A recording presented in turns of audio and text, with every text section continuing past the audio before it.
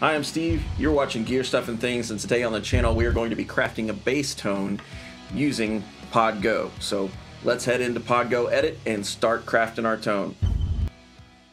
Alright, so we are in Podgo Edit, and I've got an amp pulled up for bass. Now, before we get into the amp and before we get into crafting the tone, I'm going to let you know ahead of time that I use the volume pedal section to create a pad. If you're not familiar with what a pad does, essentially it drops the input volume down a bit so you don't get any digital clipping. So that's an important thing to do when using bass, especially something that's super percussive. You're going to get a lot of digital clipping, and you really don't want that. Now, the bigger Helix units and even like the Kemper and so on and so forth, they have the option of adding a 10 dB pad, and a lot of bass amps in physical form actually have a 10 dB pad as well. So since the Podgo does not have that, I apply it by going to my volume, which would normally be your volume pedal. Now the downside of this is you do lose control of the volume pedal, but that's neither here nor there for this. So we will go into our volume pedal here, and you'll see that it's normally a volume pedal. You click gain, and then you back it off negative 10 dB. And there we go. So we'll move on to the amp now. So the amp I'm using is the Svt Bright. Now, it just, to me, when you go through all the bass amps and Helix, it tends to be the one that sounds the most low-end resonant and the most true to sounding like the amp itself. Not to say that the other ones sound bad, they don't. I love a good portion of them, particularly the Mesa 400 sounds great as well if you want something a little more gnarly.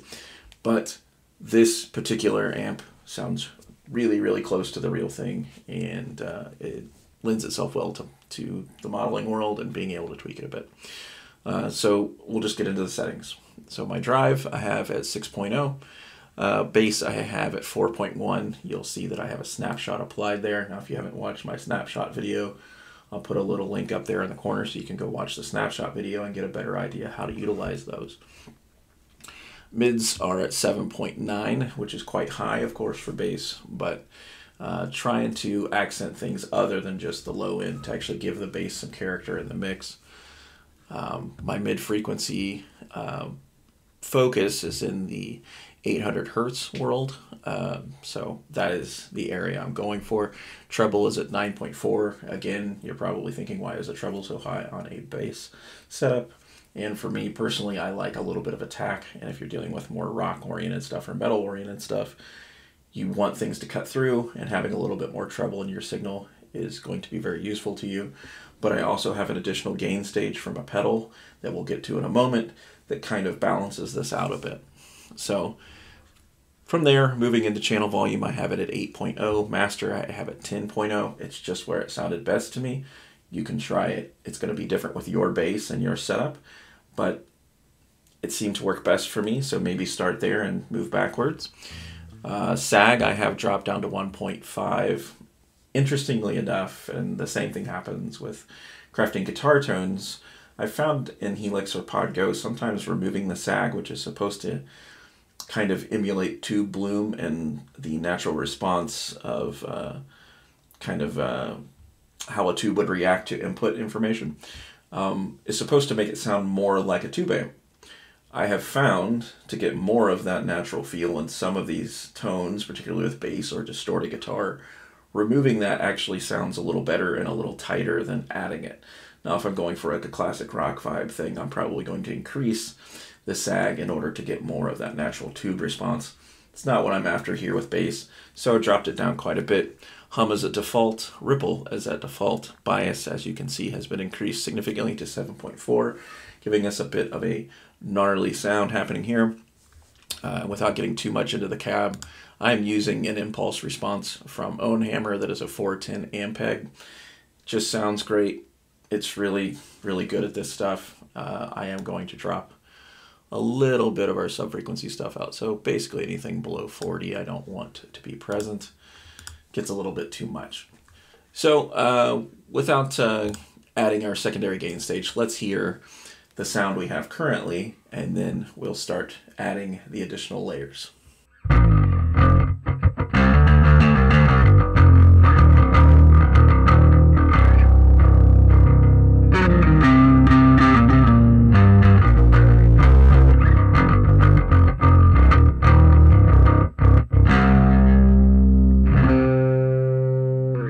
So plenty of attack, definitely a lot of low end resonance, and definitely a lot of mid-range response, which you can see from how I've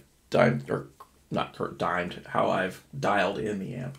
A lot of people when they're crafting bass tones or guitar tones or whatever tend to rely on the feel and the tone in the room, and they don't actually think of it in the context of how is this going to fit in the mix of a band, how is it going to fit in the mix of a recording, and how is my playing and how I approach the instrument going to affect the tone overall inside of the modeler or the amp, if that's what I'm using. And a lot of things to consider there, but what I try to do when crafting a bass tone is to get something that will react naturally to shifts in playing style. So no matter who plugs into it and plays, they're going to get a great sound and still have the character of their own playing. And a lot of that happens from just their hand position in relationship to the pickups.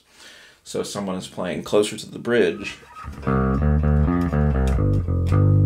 it's going to inherently be a little bit more trebly and less low-end resonance. It still has some low-end because it's a bass, but not as much. It's almost purely attack and a little bit of mid-range. But simply moving your hand up to the next pickup, you're going to start introducing a lot more low-end.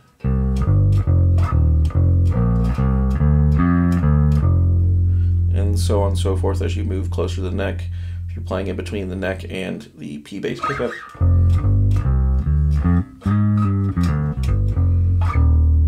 you're going to get a lot more low-end resonance. So my point is that when I'm crafting a tone, I tend to think of it in terms of how is someone going to play, where is their hand going to play, what is the tone I can create that will work no matter what that person's playing style is, or if I plan to record a song with multiple versions of things, if I want a section to be closer to the bridge because I don't want it to have as much low-end resonance, and I just want it to be part of a percussive portion, then I'm probably going to focus my playing closer to the bridge. If I want something that's really going to hold down and do the low-end thing, I'm probably going to be playing closer to the sweet spot pickup. So when crafting tones, I take that into consideration. Sorry for the rant. Let's move on to the Obsidian and why I use it. So for this patch in particular, I've created two snapshots. I have one that is my clean bass tone, one that is my distorted bass tone. So this is my clean tone with the Obsidian, and then I'm going to walk you through what I did to achieve it.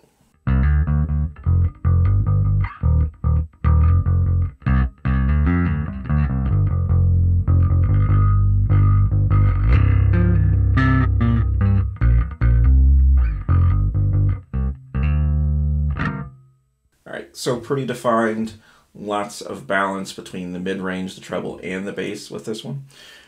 So let's get in here. Now, if you're not familiar with the Obsidian 7000 inside of Podgo or Helix, it's essentially a copy or the model of a dark glass microtubes.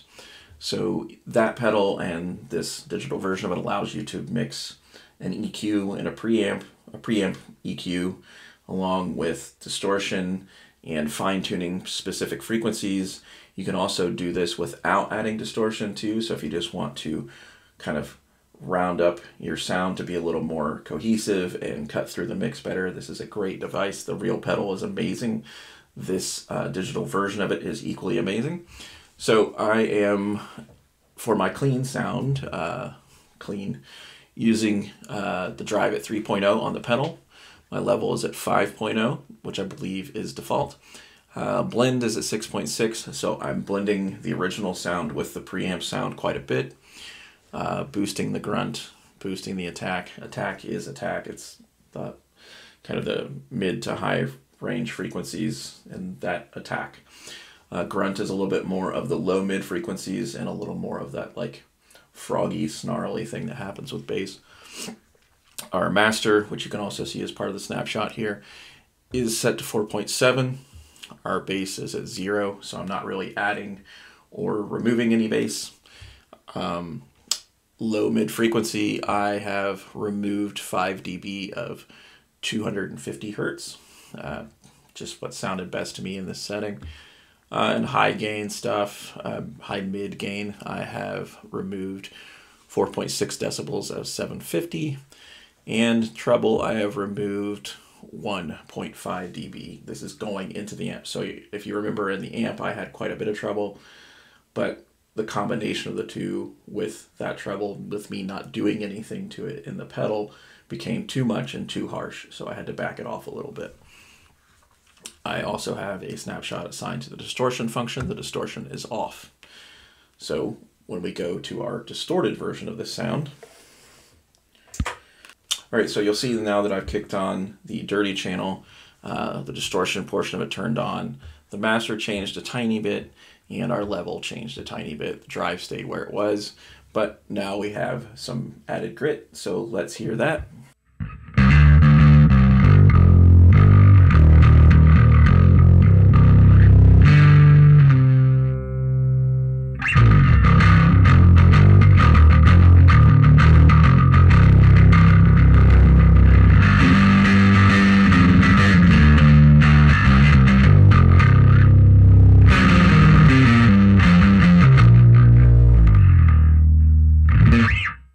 So now we have a lot of growl, a lot of attack, and we are getting a lot of low-end resonance, just overall a great distorted tone, and this is something that'll really cut through a mix and sound great.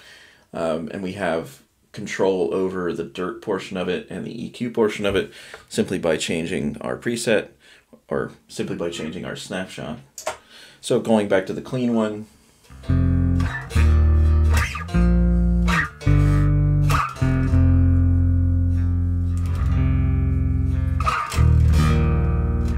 just really balanced and really articulate, and we get the same thing but with some dirt.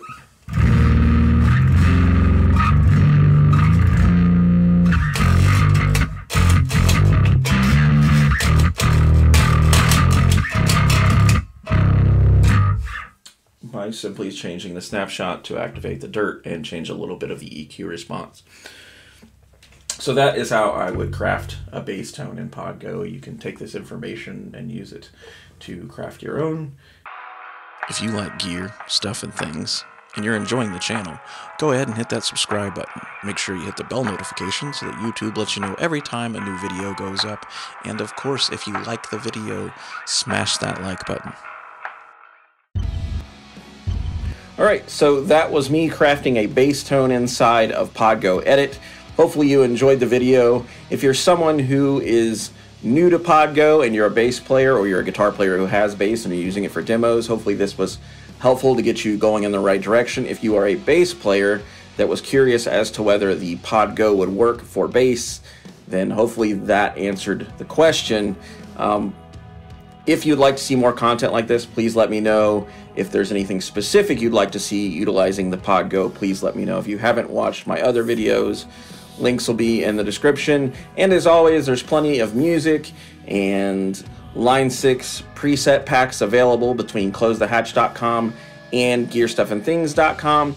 All the links are in the description, and you can find them and go explore. So until next time, it's been me, it's you, it's always you. This is Gear Stuff and Things, and yep, we made a bass tone.